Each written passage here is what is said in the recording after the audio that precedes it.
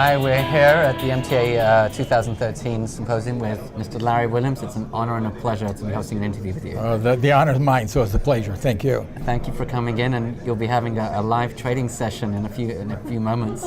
Can you tell us a little bit about that? That'll be a little bit of your methodology, but also Tom DeMark's methodology. Yeah, my good buddy Tom DeMark, and Tom and I have been friends for 40-some years. We watch each other's children grow up.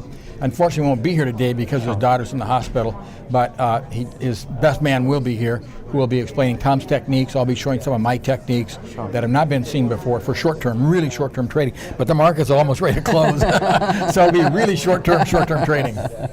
Understood. And it's a 40-year celebration of the MTA's incorporation, but also 40-year celebration of technical analysis evolution. Who a better person to speak to than yourself, Larry, in terms of how that evolution has come about, and maybe back in the day, how did you get involved in technical analysis? I got involved with technical analysis. It looked like it was easy to make money trading stocks. That was like, I don't have to work, I can make money, this is for me. No boss, no employees, where do I sign up? I found out it's actually pretty hard to do it. But back then it was so different. We didn't have calculators, we didn't have real adding machines like we know them now. We just had paper and pens and a lot of real old books. And that was probably a very tactile experience, drawing charts, keeping everything in colors and notebooks and recording numbers.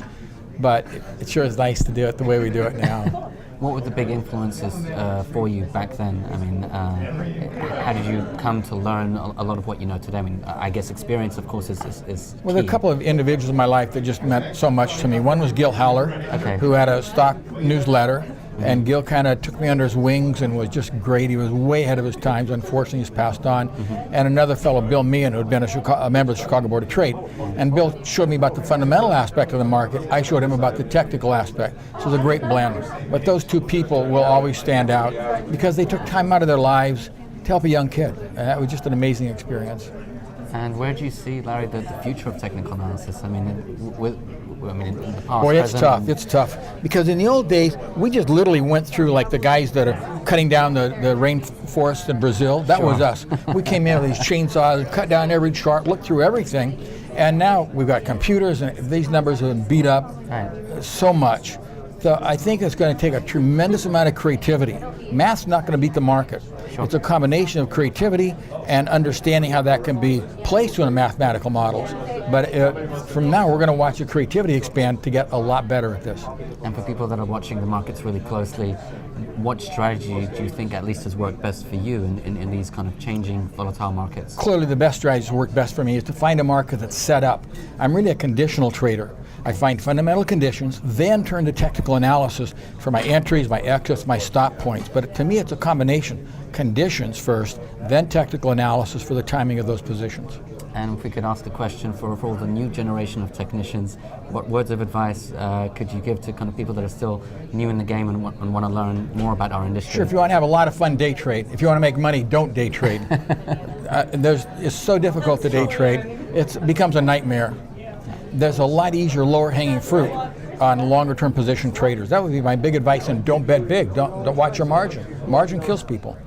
And if some members would like to follow your work, Larry, and maybe attend some of your educational seminars, what would be the best way to do that? They can go to our website, which is ireallytrade.com. Okay, so Larry, 40-year anniversary of the MTA's incorporation, but also technical analysis. What was your experience of the dinner when we had all the past MTA presidents kind of share their thoughts of past years and also other notable technicians? Well, there's a great song by Willie Nelson and Waylon Jennings, and the song has a line about Hank Williams, and it said, "I wish that Hank could see us now," because they're all dressed up in glitzy cowboy outfits and fancy guitars. And I wish that Edwards and McGee would have been at the dinner, that they could see us now.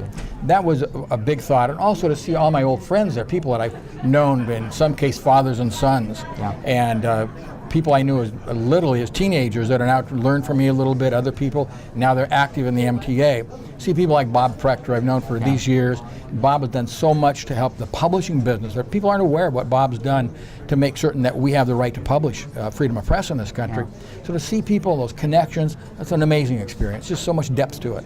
And if I may say, your son has kindly joined us, Jason Williams, and we've had a lot of great feedback from his sessions that he's committed to for the 2 days.